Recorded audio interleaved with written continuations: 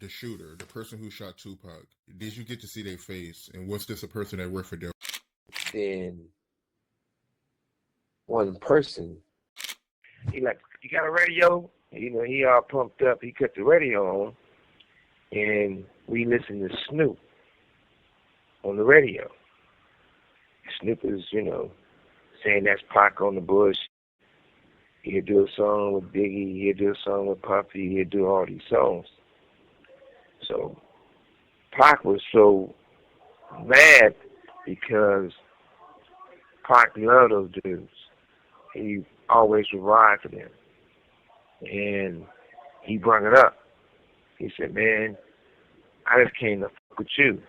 But I put everybody on death row. I put everybody on my album. And made sure that... Un poco impensable, ¿no? ¿Nuevas imágenes que confirman que Snoop Dogg mató a Tupac? Suena como una teoría conspirativa, ¿verdad? Pero, ¿y si es más que eso?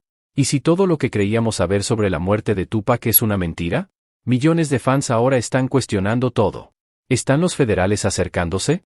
¿Son inminentes los arrestos? Vamos a sumergirnos en las pruebas que están sacudiendo a la industria. La historia comienza con una serie de entrevistas explosivas con Snoop Dogg. Son estas entrevistas las que han llevado a las autoridades a reexaminar seriamente la implicación de Snoop en el asesinato de Tupac. ¿La pieza más convincente? La admisión de Snoop de que se suponía que debía estar en el BMW con Tupac y Suge Knight la noche en que murió. Pero algo cambió. No fue. Y su explicación plantea serias preguntas. Estabas con Tupac, en lo que respecta a Tupac, yo escuché una historia, le diste un consejo diferente esa noche sobre a dónde ir. No le di ningún consejo. Exacto. No estábamos en sintonía. Exacto. Igual durante lo de Tyson. Sí. Este incidente que te estoy explicando ahora fue el día anterior a eso. Bien. Así que, cuando ellos llegaron a Las Vegas, tomaron su camino. Yo regresé. O sea, cuando llegamos a Los Ángeles, ellos fueron a Las Vegas y yo me fui a casa. Por eso no estaba en el coche. Afirma que debía estar en el coche, pero no fue. Y su razón para no ir insinúa un conflicto más profundo. No fue simplemente un cambio de planes, probablemente fue el resultado de una ruptura significativa entre Snoop, Tupac y Suge Knight, apenas 24 horas antes del asesinato. La tensión parece originarse en un malentendido, una entrevista aparentemente inocua que Snoop dio a Angie Martínez. Le preguntaron sobre sus sentimientos hacia Puffy y Biggie, y expresó admiración por su música y su deseo de colaborar con ellos. Esto, aparentemente, no le cayó bien a Tupac. La última vez que Tupac y yo estábamos en la misma página, hice una entrevista con Angie Martínez y ella me preguntó, ¿qué opinas de Puffy y Biggie? Y le dije que me gustaba su música y que quería hacer música con ellos. Ro no lo tomó bien. Tupac no lo tomó bien. Así que tuvimos un malentendido. La tensión continuó durante el vuelo de regreso a Los Ángeles. Snoop se sintió incómodo, tanto que tomó precauciones para protegerse. Durmió bajo una manta, con un tenedor en la mano, por si algo salía mal. No me sentía cómodo con ellos por lo que habían hecho. En cuanto a que no dejé que mi seguridad viajara conmigo. Así que, para protegerme y, ya sabes, prevenir que pasara algo, dormí bajo una manta con el tenedor por si algo salía mal, pero no pasó. Todo esto ocurrió dentro de las 48 horas previas al asesinato de Tupac, lo que hace que la policía sospeche, por decirlo menos. Pero lo más inquietante es que Snoop Dogg, décadas atrás, tenía profundos vínculos con las calles. Se especula ampliamente que pudo haber recibido información sobre un posible atentado contra Tupac, lo que lo llevó a evitar ese fatídico viaje en coche. Luego está otra entrevista, en otro momento, donde Snoop confesó que sentía que Tupac lo odiaba apenas He wrote his death before his death happened. He shot the video for I Ain't Mad at You a week before he got killed. Like, why would you do a video about you getting killed? And then a week... 2 días antes de su muerte. Esto pinta un cuadro de una relación que se deterioraba rápidamente. Digo, una semana antes éramos los mejores amigos. 2 días antes, creo que no le caía bien. ¿Por qué? Porque estábamos en Nueva York. Oh, sí. Y pasó, en Nueva York me dispararon y me hicieron todo tipo de cosas, lo peor que puedas imaginar. Y yo los perdoné y fui a hacer una entrevista donde me preguntaron cómo me sentía sobre Puffy y Big, y dije que me gustaban y que quería hacer música con ellos, y eso simplemente le cayó mal, como que intentó, y tú hablando de que quieres hacer una canción con... Yo no estaba pensando en sus emociones. Estaba pensando en cómo me sentía en ese momento. No estaba en ninguna controversia. Me gustaba la música. Ellos eran nuestros amigos. Todos éramos amigos en algún momento. Internet explodó. Millones de fans iniciaron sus propias investigaciones, revisando entrevistas antiguas y publicaciones en redes sociales. Y un hilo viral en Reddit descubrió algo realmente impactante, acusaciones de que Snoop Dogg recibió información de que Tupac era en realidad un informante federal, un FED. Esta teoría gana fuerza con una revelación de una entrevista con un oficial de la ley que afirmaba que Tupac era un infiltrado de la industria, encargado de detener la rivalidad entre equipos callejeros rivales. Luego vino el testimonio del mentor de toda la vida de Tupac y ex Pantera Negra, Chokey Lumumba. Bueno, resulta que cuando hablé con el mentor político de toda la vida de Tupac, ex Pantera Negra Chokey Lumumba, quien fue su primer manager, básicamente le pregunté, ¿podría ser que Tupac solo fingiera serlo para atraerlos y politizarlos? Y él dijo que sí.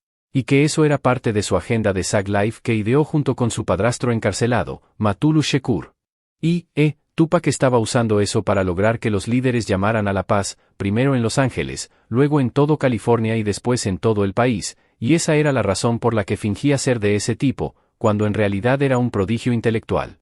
Según Lumumba, Tupac estaba interpretando un papel, una personalidad cuidadosamente construida para reducir la tensión y fomentar la paz.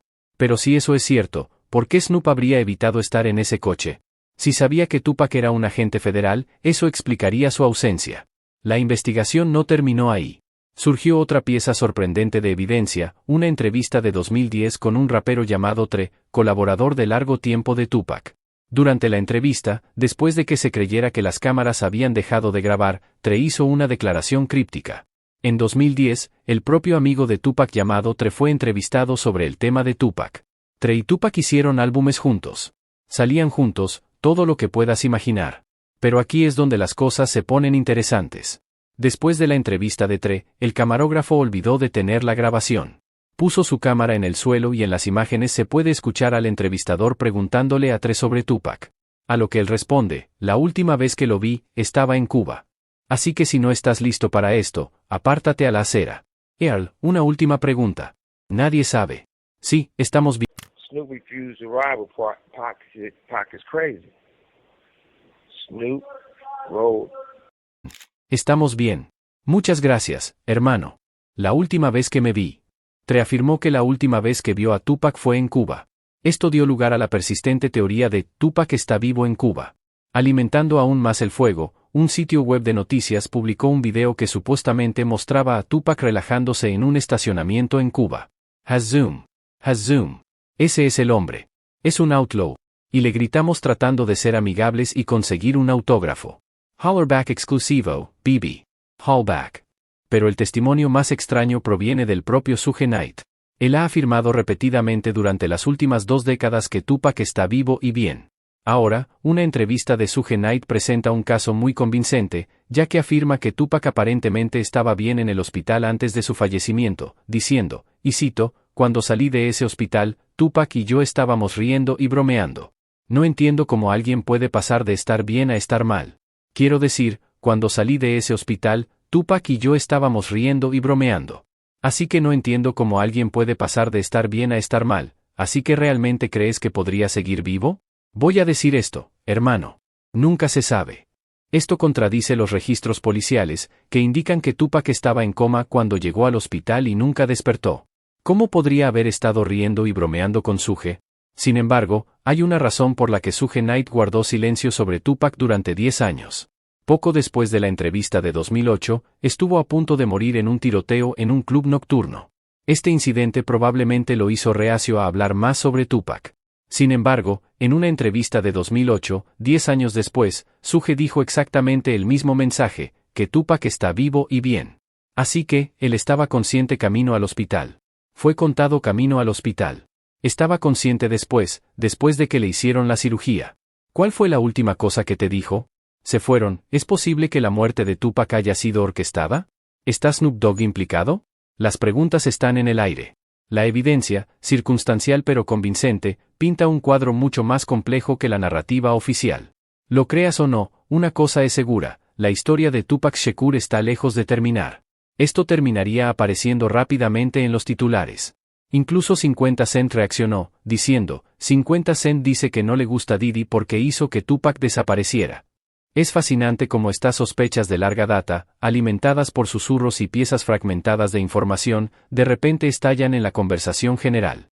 Internet, por supuesto, ha sido un caldo de cultivo para estas teorías durante décadas, pero el volumen de evidencia, aunque sea circunstancial, sigue acumulándose.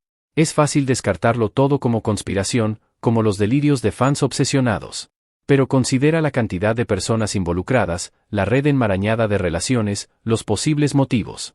No se trata solo de la muerte de Tupac, se trata de las dinámicas de poder en juego, de los imperios que se están construyendo y de las vidas que se están destruyendo. Should implicate himself in 99.9% of the bullshit that was going on. So Suge could never talk. Cuando empiezas a unir estos elementos aparentemente dispersos, comienza a surgir una imagen inquietante. La reticencia de Suge Knight durante tanto tiempo, los 10 años de silencio, dice mucho. El tiroteo casi mortal que sufrió, las posteriores batallas legales, todo sirvió para mantener la verdad enterrada. Pero el hecho de que repetidamente, en distintas entrevistas y a lo largo de una década, insinuara la supervivencia de Tupac, sugiere una realidad más profunda y compleja. Es como si estuviera atado por algún acuerdo no dicho, obligado a proteger algo, a alguien. Luego está el testimonio de Suge Jr., casi cómico en su desorden.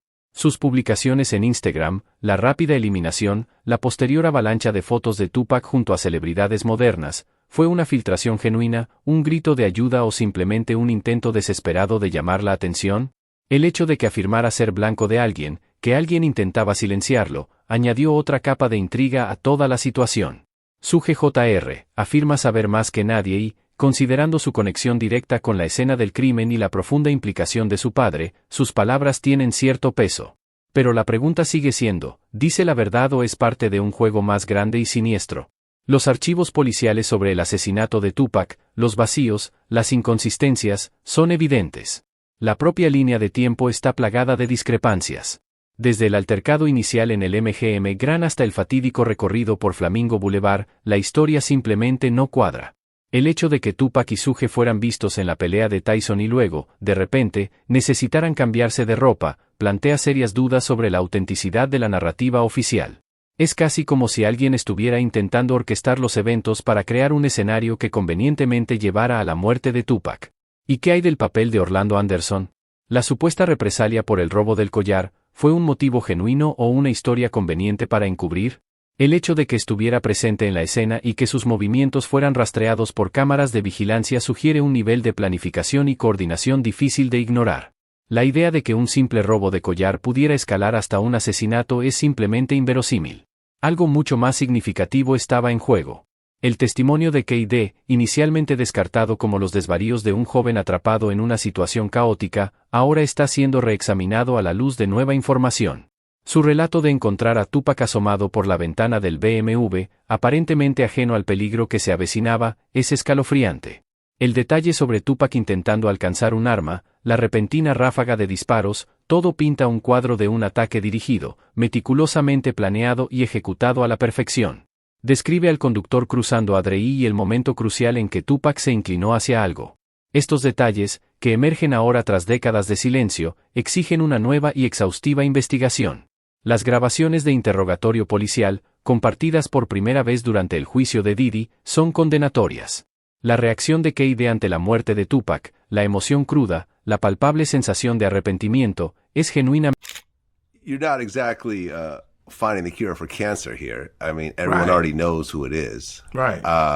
Suge just happened to be one of two living people that were in the two cars involved in the shooting. Desgarradora. Repite una y otra vez su incredulidad. Su horror ante los hechos ocurridos. Odio lo que pasó, hermano. De verdad lo odio, hombre. Porque mucha gente mintió, tío. Es casi una confesión, una súplica por comprensión. Sintió que la gente mintió y odia lo que sucedió. Las acusaciones contra Diddy, la afirmación de que orquestó el asesinato de Tupac por $1 millón, la posterior represalia contra Biggie, son explosivas. Aunque las pruebas son en gran parte circunstanciales, el peso de las acusaciones es difícil de ignorar. El testimonio del exoficial del LAPD, los detalles compartidos durante el juicio de Diddy, todo apunta a un plan deliberado y calculado para eliminar a un rival. La incómoda entrevista en The Breakfast Club, donde Diddy se mostró visiblemente incómodo al ser confrontado con las acusaciones, dice mucho. Su respuesta despectiva, su intento de desestimar las acusaciones como tonterías, solo reforzó la sospecha de que ocultaba algo. No hablamos de cosas que son tonterías, ni siquiera vamos a entrar ahí. Es una desviación, un intento desesperado de controlar la narrativa. Incluso la reacción de 50 Cent. 50 Cent dice que no le gusta Diddy porque hizo que Tupac desapareciera, destaca el sentimiento generalizado de que algo siniestro estaba en juego. La ira, la frustración, reflejan el dolor y la pérdida que tanto sienten. ¿Y qué hay de Snoop Dogg? La pregunta no es si sabía del plan, sino si estuvo involucrado en su ejecución. Las nuevas imágenes, que apuntan a su posible implicación, son inquietantes. Es fácil descartar tales afirmaciones como mera especulación, como fantasías de fans obsesionados. Pero el volumen de pruebas circunstanciales sigue acumulándose, lo que hace cada vez más difícil ignorarlas. La complejidad de estas relaciones, las alianzas cambiantes, las traiciones constantes, es una red enmarañada de engaño y poder. Desentrañarla requerirá un nivel de valor y determinación que ha estado ausente. La verdad está ahí fuera, enterrada bajo capas de mentiras y ofuscación. La pregunta es, ¿algún día saldrá a la luz? La historia está lejos de terminar. Los ecos de aquella noche fatídica siguen resonando, exigiendo justicia, exigiendo respuestas. La búsqueda de la verdad continuará, impulsada por la firme creencia de que incluso en las noches más oscuras, la luz de la justicia puede prevalecer. Las recientes revelaciones, desde las inquietantes confesiones de Snoop Dogg hasta las crípticas declaraciones de Suge Knight y el resurgimiento de teorías largamente descartadas, han destrozado la cómoda narrativa en torno a la muerte de Tupac, dejando una inquietante pregunta en el aire. ¿Fue su fallecimiento un trágico accidente, una consecuencia de la guerra de pandillas o la culminación de un plan meticulosamente orquestado? La evidencia, aunque circunstancial, dibuja un panorama mucho más complejo y perturbador de lo que antes creíamos, obligándonos a enfrentar la incómoda posibilidad de que la verdad haya estado enterrada durante décadas. Los ecos de aquella noche exigen más que especulación, exigen un compromiso renovado para descubrir la historia completa, dejándonos reflexionar, si el legado de Tupac Shakur ha de ser verdaderamente honrado, ¿podemos permitir que el silencio continúe?